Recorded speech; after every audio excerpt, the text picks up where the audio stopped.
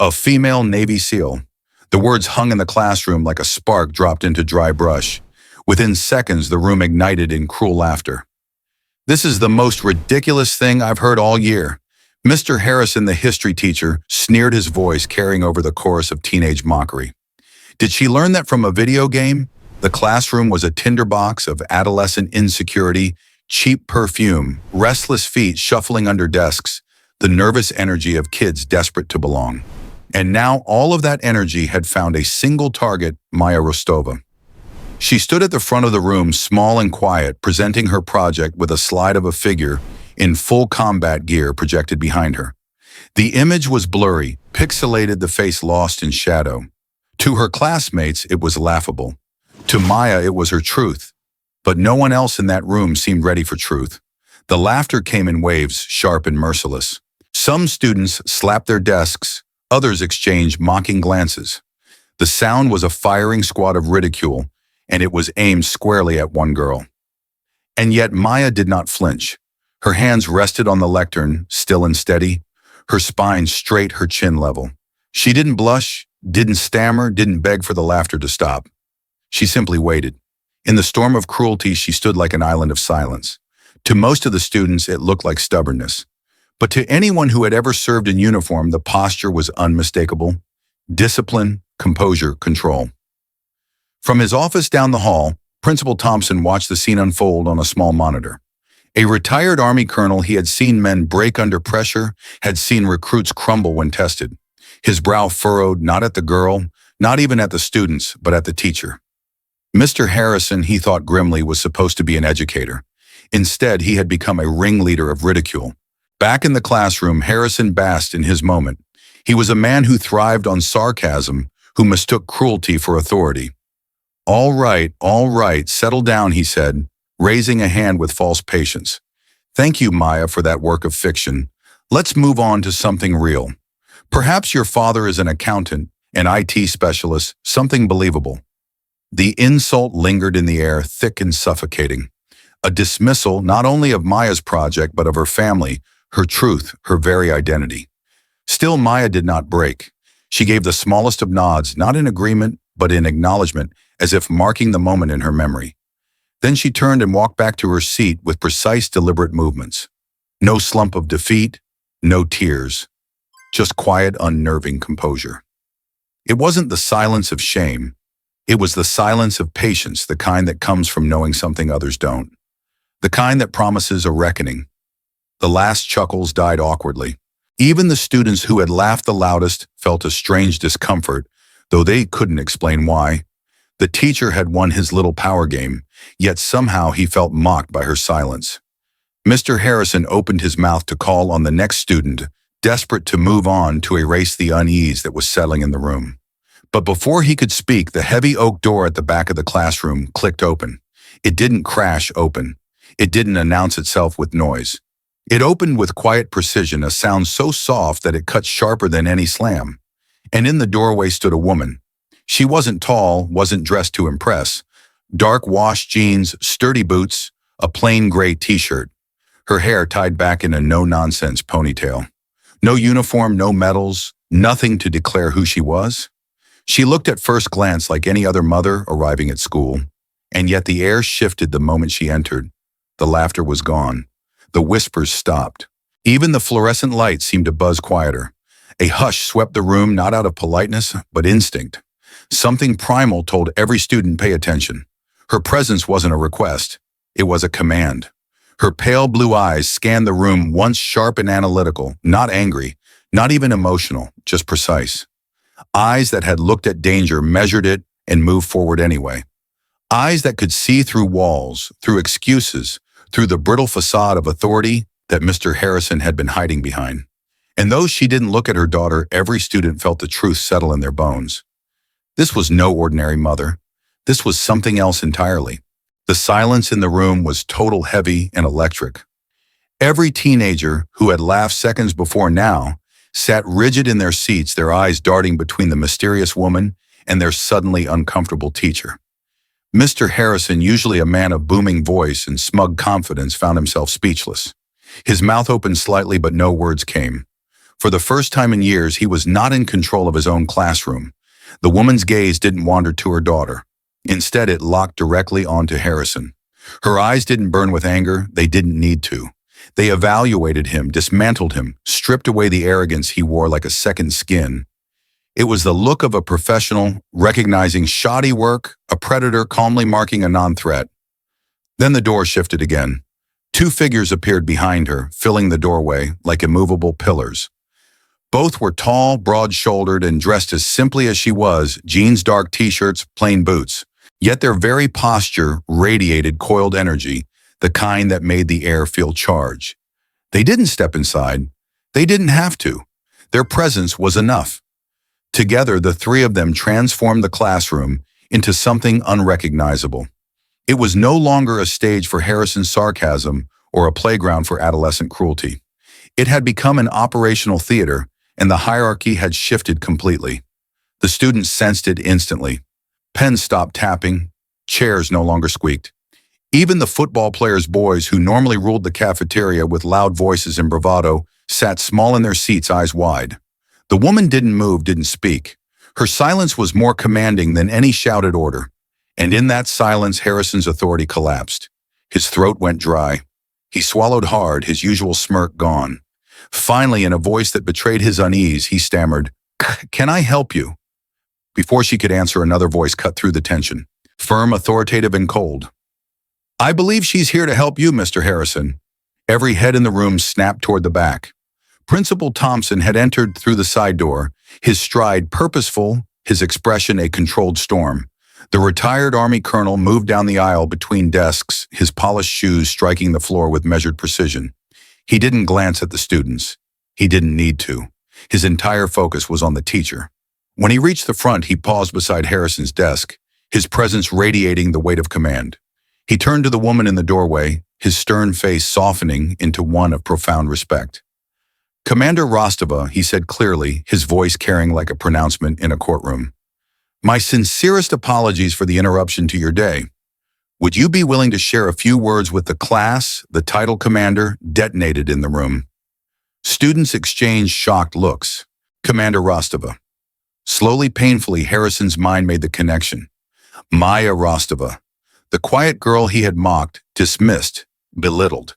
And now her mother stood in his classroom, flanked by men who radiated the unmistakable aura of warriors. The blood drained from his face. His arrogance melted into dread. He hadn't just embarrassed a student, he had insulted the daughter of a Navy SEAL commander. The woman gave the principal a short, precise nod, her expression unchanged. She didn't revel in the drama, didn't gloat. Her silence was enough. Principal Thompson faced the class, but every word he spoke landed like a precision strike aimed directly at Harrison. For much of this nation's history, he began the front lines were officially reserved for men. But history is a selective storyteller. What is written and what is true are often very different things. His voice dropped lower, steady, deliberate. The cadence of a man who had lived the difference between myth and reality. Long before the policies changed in Washington, there were women who served. Women who walked into danger without asking for permission, who proved through competence and courage that skill has no gender. Their stories were erased not because they lacked valor, but because the world wasn't ready to acknowledge them. He turned slightly, gesturing toward the woman in the doorway. Commander Eva Rostova was one of the first women to complete the brutal selection and training pipeline for Naval Special Warfare Development Group. She didn't stand beside the SEALs. She didn't attach to them. She was them, the tip of the spear. Gas rippled through the classroom. A few students exchanged nervous glances, their earlier laughter now souring into shame. The colonel's voice hardened. "Her record is classified so tightly that none of you will ever read it in a textbook. But I can tell you this much, she led teams of men into situations you can't begin to imagine. And every one of them came home alive because of her competence, her calm, and her professionalism." Harrison stood frozen, his knuckles white against the desk he clutched for balance. The realization crushed him. He hadn't been clever. He had been catastrophically ignorant. The colonel finally turned back to Rostova, his voice softening again. He gave her a slow, deliberate nod, a gesture between warriors, a silent acknowledgement of respect and an apology for the ignorance of the man beside him. In the desks, students sat stunned, processing what they had just heard. The story unfolding before them wasn't in any textbook, wasn't part of the curriculum. And yet it was a history lesson far more profound than any date or battle name. Maya sat quietly at her desk, her face composed, her eyes forward. She didn't gloat. She didn't need to. Her silence, like her mother's, was louder than any laugh had ever been. The balance of the room had shifted forever. What had begun as a cruel joke was now the birth of a legend. The room remained locked in silence, every student straining to absorb the weight of what had just been revealed. For once, even the restless hum of adolescence had vanished. All that remained was the steady voice of Principal Thompson, carrying the authority of lived experience. History, he said, pacing slowly across the front of the room, isn't just about kings, presidents, and treaties. Too often it is written by those who had the loudest voices, not necessarily those who had the greatest impact. And sometimes the truest stories are buried not because they lack value, but because the world wasn't ready to hear them. He let the words hang for a moment, scanning the faces of the students, each one transfixed. Women like Commander Rostova didn't do it for recognition. They didn't do it for parades or medals or headlines. They did it because they were patriots. Because when the mission called, they answered. And because competence, true competence, does not care about politics or prejudice. The air felt charged, as though the walls themselves had absorbed his words. Maya sat with quiet dignity, her mother still by the door, silent, her presence anchoring every syllable. "Remember this," Thompson said, lowering his voice. "Respect is not granted based on appearance. Respect is owed to the possibility of greatness in everyone. Assume nothing, because assumptions are the currency of fools." He turned back to the teacher, who now stood pale and hollowed, his earlier arrogance stripped bare. "Mr. Harrison, I think we've all learned a valuable lesson today." The colonel gave one last nod to Commander Rostova, then stepped aside. She in turn acknowledged him with the briefest inclination of her head, professional, restrained, unmistakably commanding. She hadn't spoken a single word, and yet the entire room now revolved around her gravity. When the bell finally rang, it sounded like a foreign intrusion, breaking the spell that had settled over the class. Students rose slowly, cautiously, as though afraid to break the silence. They whispered as they filed out, but this was not the snickering of before. This was reverence. By lunchtime, the story had spread through the school like wildfire. They whispered about the quiet girl whose mother had silenced an entire room with nothing more than her presence. About the men who stood like shadows in the doorway as if guarding royalty. About the title commander that had detonated like a thunderclap in their small suburban high school. The football players who had laughed the loudest now glanced at Maya with awe, their bravado curdling into shame. The girls who had once mocked her as odd, reserved, or too serious now saw her in a new light. She wasn't invisible anymore. She was the daughter of a legend. And with that revelation came a shift. No one teased her in the cafeteria that day. No one snickered when she passed in the hallway. Instead, eyes followed her with a mixture of curiosity and respect. Maya walked with the same quiet composure she always had, but now it was no longer mistaken for weakness. It was seen for what it was: strength. Mr. Harrison, meanwhile, was summoned to the principal's office. The door closed behind him and stayed closed for nearly an hour. No shouting came from within, no excuses carried through the hall. When he finally emerged, his face was ashen, his posture deflated. He walked past students without a word, his usual smirk gone, replaced by something uncomfortably close to humility. For the students, the message was clear. Something had shifted in the order of things. The social hierarchy built on laughter and cruelty had cracked. In its place stood a new unspoken rule. Competence was the ultimate authority. By the end of the week, Maya's story was no longer just gossip. It was legend. A living lesson passed from one student to the next. Strength does not shout. True power does not need an audience. And though Commander Rostova had left as quietly as she had arrived, her shadow lingered. It filled the hallways, echoed in conversations, and rewrote the way students thought about respect. The history teacher had tried to dismiss a girl's story as fiction. Instead, the truth had written itself into the school's very culture. And Maya Rostova, once invisible, was now undeniably seen. The following morning, Mr. Harrison stood before his fifth period history class as a different man. Gone was the booming voice, the sarcastic grin, the theatrical confidence he wielded like a weapon. His hands trembled slightly as he gripped the lectern, the same lectern from which he had once mocked Maya. When he finally spoke, his voice was quieter, heavier. "Before we begin today's lesson, I need to say something." He paused, swallowing hard. "Yesterday I failed. Not just as a teacher, but as a person. I allowed ignorance to guide me, and I directed that ignorance at one of you." His eyes lifted, settling on Maya. "Maya, I owe you an apology. To you and to your family. My words were rooted in arrogance and prejudice. There is no excuse." The room was still. Students shifted in their seats, watching their once untouchable teacher reduced to something unfamiliar, humble. He turned his gaze back to the class. "Let this be a lesson for all of us. The most important stories are often the ones we overlook. Respect is not given because of appearances or because someone fits neatly into what we expect. Respect is owed because every person might carry greatness within them, whether we see it or not." It was not the kind of apology anyone had expected from Harrison, and perhaps that was why it resonated so deeply. Eva Rostova, of course, wasn't there to hear it. She hadn't lingered for the fallout. After Thompson's validation the day before, she had given Maya a single reassuring nod and left as quietly as she had arrived, her escorts fading into the background with her. Her work was done. The message had been delivered, not with a speech, but with presence, a living example of truth. Months passed. A new academic year began. Harrison was still teaching history, but he was no longer the same teacher. His lectures shifted. He spoke less about names and dates and more about context, about perspective, about the voices history had overlooked. He encouraged questions, even ones that challenged him, especially ones that challenged him. On the first day with a new group of students, he didn't begin with the syllabus. He began with a story. "Before we talk about the history in these books," he said, his voice steady but humble, "I want to tell you about a piece of living history that walked into this room last year.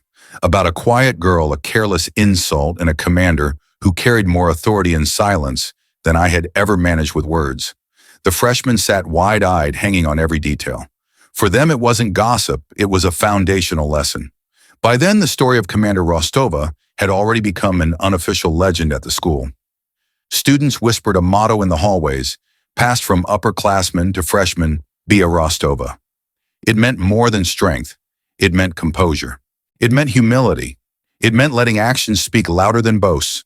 And Maya, no longer invisible, walked the halls with a different kind of confidence. Not borrowed pride from her mother's reputation, but her own earned dignity. She had witnessed what real strength looked like. Not the loud kind, not the showy kind, but the kind that radiates from within, calm and unshakable. The legacy of that day wasn't written on a plaque or carved into a wall. It lived in the small moments, in the way Harrison paused to listen to a student before speaking, in the way Maya offered patient help to a freshman who was struggling, in the way respect had become less about bravado and more about substance. Eva Rostova had taught her daughter the lesson long before she had taught the school that discipline is its own reward, that strength never needs to shout, and that competence speaks in a voice louder than arrogance ever could. True legacy, Maya learned, wasn't about monuments or headlines. It was about ripple effects. It was about changing the way people thought, one silent example at a time. And for years to come, the story of that day would echo in the minds of everyone who had been there. Not as gossip, not as rumor, but as a reminder that sometimes the most powerful person in the room is the one who doesn't need to prove it. If you believe that real strength is quiet, that respect is earned through action and not appearance, share this story. And if you want more untold tales of veterans, warriors, and the quiet professionals who shaped history in silence, don't forget to like, comment, and subscribe, because the greatest heroes are often the ones you've never heard of.